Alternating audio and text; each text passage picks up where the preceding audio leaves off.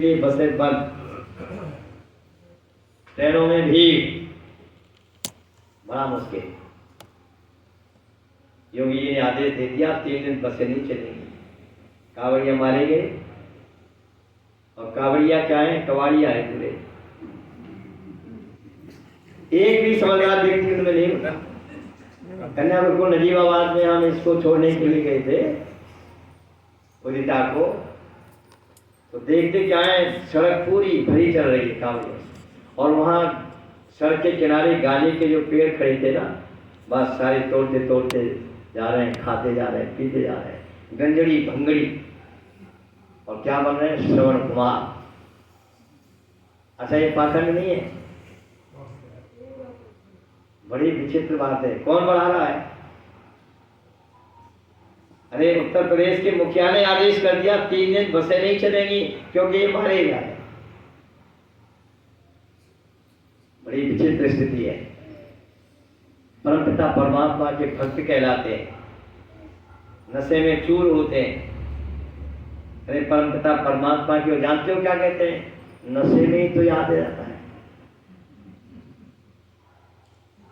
और शंकर ने भी क्या है, ये शंकर की बूटी काम चला लो काम।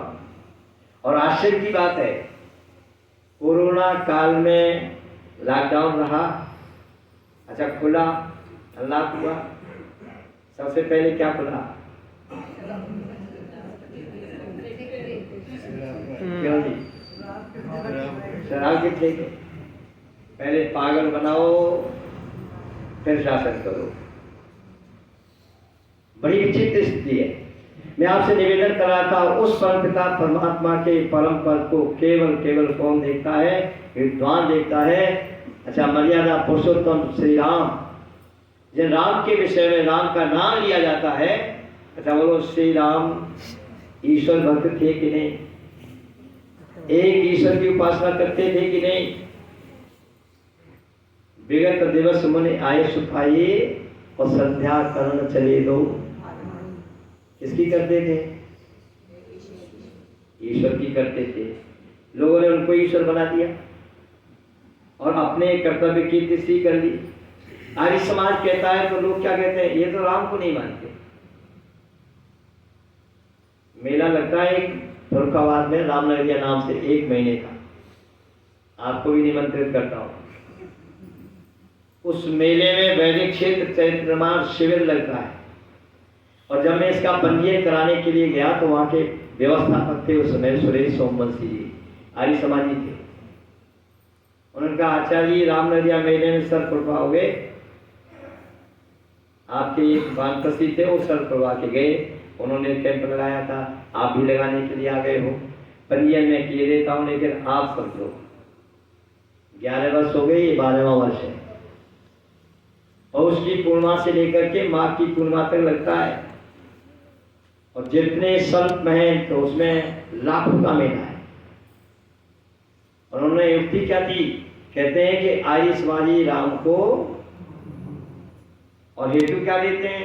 राम राम करके देखना। तो क्या उत्तर देंगे? नमस्ते।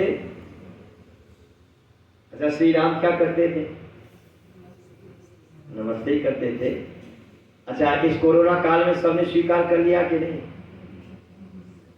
आपने देखा हुआ टीवी पर, आर्य समाज की वेद की बात को लोग स्वीकार तो करते हैं, लेकिन आपत्ति, ओहो, विपत्ति में आर्य समाज याद आता है। मैं आपके सामने निवेदन कर रहा हूं, ऋषि दयानंद कहते हैं एक ईश्वर की उपासना करो। श्री राम एक ईश्वर की उपासना करते थे कि नहीं करते थे? मर्यादा पुरुषोत्तम श्री राम जहां ईश्वर भक्त थे, वहां बड़े राष्ट्र भक्त थे। और राष्ट्र तब बनता है जब आसुरी वृत्तियां समाप्त हो जाती हैं, ध्यान रखना। अच्छा, आसुरी वृत्तियां इस समय बढ़ रही हैं कि घट रही हैं? श्री राम ने प्रतिज्ञा क्या की थी? विश्वामित्र आदि ऋषियों के सामने स्पष्ट घोषणा करते हैं। गोस्वामी तुलसीदास को लिखना पड़ा, निश्चरहीन करो मही, मही माने पृथ्वी, इस सारी पृथ्वी को मैं राक्षसों से विहीन कर दूंगा। भुज उठाए प्रणकीन, भुजा उठाकर प्रतिज्ञा की थी। क्या राम का अनुसरण करने वाले या राम का लेने वाले इस तरह की प्रतिज्ञा कर पाएंगे या कर रहे हैं? मैं किसी का नाम नहीं लेता, आप समझ रहे हो क्यों जी? हो रही है? निश्चय बढ़ रहे हैं कि घट रहे हैं? श्री राम को आदेश मिला था बन जाने का, श्री राम बन गए और राम बन गए। समझ रहे हो ना? श्री राम बन गए तो बन गए।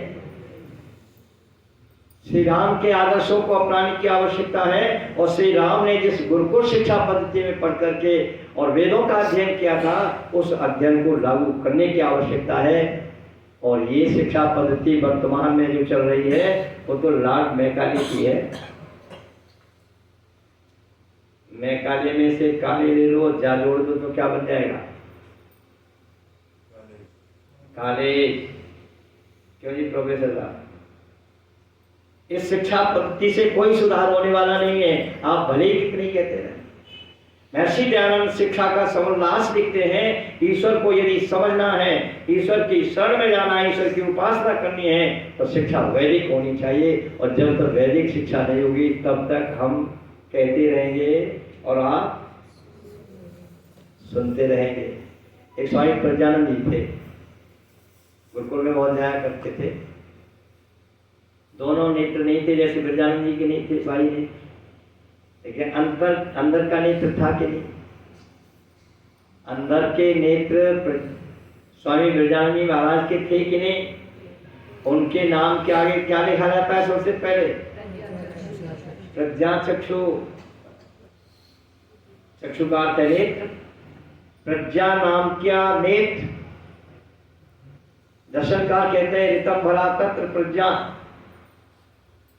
आपने पढ़ाए जानते हो, आप सबको भी बता देता हूँ, योग दर्शन का सूत्र है। ये प्रज्ञा नाम का नेत्र उनके पास था, और स्वामी प्रज्ञानंद जी महाराज के भी ऐसी स्थिति थी, उनका नाम ही प्रज्ञानंद था। उन्होंने कुछ लाइनें लिखी, ज्यादा नहीं, बहुत थोड़ा सा संक्षेप में कहा। लगा एक रोग जाति को मिटाना किसके बस का है। लगा एक रोग जाति को मिटाना किसके बस का है। हमें कहने की आदत है, तुम्हें सुनने का चस्का है, और यहीं तक सीमित रह गए। सुनना सुनाना सवारियों का परम धर्म है, लेकिन सुनकर के छोड़ मत देना, व्यवहार में आना चाहिए। मंत्र सुत्यम चरामसी। मंत्र में जो कुछ भी हम विचार पढ़ रहे हैं वो हमारे व्यवहार में दिखाई देने चाहिए। लेकिन विडंबना क्या है जानते हो? बोलने वाला बोल रहा है, सुनने वाले सोचते हैं, बोलने वाला क्या सोचता है? मैं तो जो कुछ बोल रहा हूं सुनने वालों के लिए। और सुनने वाले क्या कहते हैं? आचार्य जो कुछ बोल रहे हैं, जिन्होंने बुलाया है उनके लिए। और वो क्या कहते हैं? अरे जो नहीं आए हैं उनके लिए। ये सब हवाई फायरिंग है तब तक जब तक वैदिक राजा आर्य राजा नहीं होगा। राजा काल से कारण ध्यान रखें, चिंतन करने की आवश्यकता है। महर्षि दयानंद के हम अनुयायी हैं, महर्षि दयानंद का नाम लेते हैं। महर्षि दयानंद का उसी की उपासना करने योग्य है। वह कौन है? परमपिता परमात्मा है। तमय विदित्वा अति मृत्युमेति नान्य पंथा विद्यते अयनाय। कुछ भाई लोग मानते हैं हमारे ईश्वर निराकार तो है ही, लेकिन साकार भी है। वही भी का तो चक्कर है। इसी दयानंद का नहीं, निराकार ही है। और दूसरे भाई क्या कहते हैं? निराकार तो है ही, पर क्यों है? रावण कंस आदि का वध करने के लिए शरीर धारण भी करता है। देखो मेरे हाथ में ये छोटा सा यंत्र है, इसको क्या कहते हैं? मोबाइल सेट, चल दूरभाष यंत्र। अच्छा, किससे उठाया मैंने? हाथ से। किससे रखा? हाथ से। आगे का प्रश्न है, हाथ को किससे उठाया? हाथ उठ रहा है, गिर रहा है, क्यों जी? किससे? क्या किसी दूसरे हाथ की आवश्यकता पड़ी है? अरे जहां परमात्मा निराकार है वहां आत्मा भी निराकार है। आज तक किसी ने नहीं देखा, और जब तक इस शरीर में आत्मा है तब तक हाथ उठ रहा है, गिर रहा है, सारी शारीरिक चेष्टाएं हो रही हैं। और जैसे ही आत्मा निकल जाएगा, ये शरीर क्या कहलाएगा? निर्जीव। और जहां निर्जीव हुआ वहीं निष्प्राण, क्या कह देंगे? प्राणांत हो गया। और जहां प्राणांत हुआ वहीं निश्चेष्ट, किसी प्रकार की कोई चेष्टा। चार व्यक्ति कंधे पर लेकर के चलेंगे और क्या बोलेंगे? राम नाम। क्यों जी? क्या बोलेंगे? राम नाम सत्य है। सत्य बोलो। गति है, मुक्ति है। क्यों जी? गति है अथवा मुक्ति है। जीवन की गति जिस ओर होनी चाहिए वही है, लेकिन सत्य से कोई संबंध, चाहे राजा से पूछ लो, चाहे प्रजा से पूछ लो, चाहे राज कर्मचारी से पूछ लो, लोग क्या कहते हैं? आजकल ये आप तो उपदेशक हो,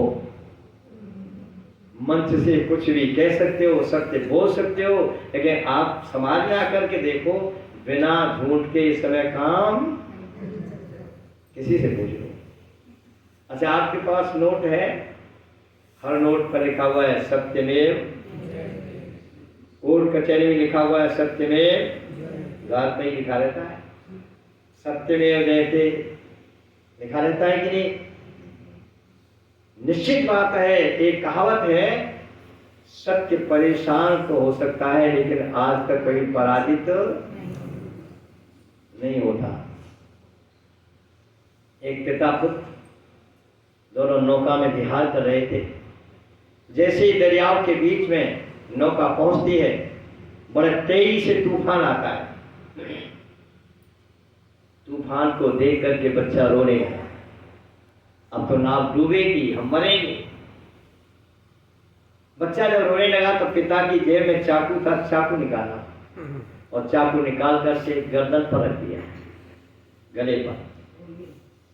बस जो बच्चा अभी तक रो रहा था, तो ध्यान देना, वो हंस पड़ा। पिता पूछता है, बेटे तुम अभी तो रो रहे थे, अब हंस क्यों रहे हो? छुरी तुम्हारे गले पर रखी हुई है, डर नहीं लगता? बेटा कहता है, मैं अच्छी तरह जानता हूं ये छुरी मेरे पिता की है, पिता के हाथ में है, पिता मुझे मारेंगे नहीं। लौकिक पिता पर विश्वास रखते हुए बेटा क्या कहता है, मैं जानता हूं अच्छी तरह से कि पिता के हाथ में छुरी है, पिता मारने वाला नहीं है। एक लौकिक पिता पर इतना विश्वास है तो बाल लौकिक परमपिता परमात्मा पर विश्वास क्यों नहीं करना चाहिए कि नहीं? ईश्वर को क्या कहा है? सर्वरक्षक। वो परमपिता परमात्मा सदा हमेशा सब काल में हमारी रक्षा करता है, रक्षक है। अंग्रेजों के शासन काल में देश पराधीन था, ऋषि दयानंद निर्भीक होकर के प्रवचन करते हैं। अंग्रेज अफसर पूछता है, हमारे राज्य में किसी प्रकार की आपको कोई कठिनाई तो नहीं है? बोले कोई कठिनाई नहीं। बोले नहीं, आपके लिए चाहे तो हम आपको सुरक्षा बल दे सकते हैं। आप तो जय श्रेणी की सुरक्षा मांगी जा रही है, बड़े बड़े संतों महंतों के बाद। सामान्य बातों लोगों की बात छोड़ दो, मांगी जा रही है कि नहीं? हमें सुरक्षा चाहिए। ऋषि दयानंद कहते हैं, मुझे तुम्हारे सुरक्षा कर्मियों की आवश्यकता नहीं है, क्योंकि मेरा सर्वरक्षक प्रभु हमेशा मेरी रक्षा करता है। तुम्हारे रक्षक धोखा भी कर सकते हैं। यहाँ के एक प्रधानमंत्री पद पर रहती हुई महिला की रक्षा किसने की? उसके सुरक्षा कर्मियों ने। समझ गए नहीं समझे? की थी कि नहीं? तत्कालीन प्रधानमंत्री श्रीमती इंदिरा गांधी जी की किसने हत्या की? शरीर छलनी बना दिया। अरे तुम्हारे सुरक्षा कर्मी मेरे साथ में गद्दारी भी कर सकते हैं, सो भी जाएंगे, असावधानी भी हो जाएगी, लेकिन मेरा सर्वरक्षक प्रभु मेरी कभी सुरक्षा से चूक नहीं आने देता। सर्वरक्षक प्रभु है। जहां जाते थे पाषाण की प्रतिमा का खंडन करते। एक मौलवी साहब सभा में बैठे थे, प्रसन्न हो गए, वाह महात्मा बड़ा अच्छा है, हमारी बात कह रहा है। हम भी तो बुत परस्ती को नहीं मानते, हालांकि बुत परस्त बहुत बड़े हैं। खुश हो नहीं जाना चाहता, समय नहीं है। खुश हो गए, बोले हमारे समाज में भी तस्वीर ला सकते हो? बोले हाँ तैयार। ले गया, जाकर के सूचना दे दी, एक ऐसा महात्मा आया है जो बुत परस्ती का खंडन करता है। हम भी अल्लाह को निराकार मानते हैं, वो ईश्वर को निराकार कहता है। बहुत अच्छी अपने प्रवचन की धारा बहाता है। बस बाबा को रखा, बहुत सेवा की, सभा जुटी, बहुत सारे लोग इकट्ठे हो गए। आप जानते ही हो, दाढ़ी वाले। और स्वामी दयानंद का प्रवचन आरंभ होता है, क्या कहते हैं? कुरान कदापि खुदाई पुस्तक नहीं हो सकती। अब जिसने बुलाया के लिए क्या था ना, उसकी तो आफत आ गई। क्या महाराज कल वहां थे तो उनकी खटिया खड़ी हो रही थी, और आज मेरे आया तो यहाँ पर टूट पड़े। लोग क्या कहने लगे, ओ ये क्या हो रहा है? बोलना काफिर आ गया। स्वामी दयानंद के सामने हाथ जोड़ करके खड़ा हो गया जो लेके आया था। कहने लगा ये क्या चक्कर है, कल वहां खटिया खड़ी हो रही थी, आज दयानंद कहते हैं कल मैंने उनका नमक खाया था, उनके चौके चूल्हे में झाड़ू लगा रहा था। आज तुम्हारा नमक खाया है, मैं नमक हराम नहीं हूँ, नमक हलाल हूँ, मैं आज तुम्हारे चौके चूल्हे में झाड़ू लगा रहा हूँ। ये था दयानंद का फल। उसी की उपासना करनी होगी, ध्यान रखना। तब विश्व परम सदा पश्यन्ति सूरया। मैं आपके सामने निवेदन कर रहा हूँ, वह परम पिता परमात्मा विष्णु कहलाता है। और विष्णु उसे कहते हैं जो सबका पालन पोषण, सृष्टि का रचयिता होने से उसी ईश्वर का नाम ब्रह्मा है। सृष्टि का पालन करता होने से, धारण करता होने से उसका नाम विष्णु है, और संगरता होने से उसी का नाम महेश है। और हम ब्रह्मा विष्णु महेश नाम को लेकर के लड़ रहे हैं कि नहीं?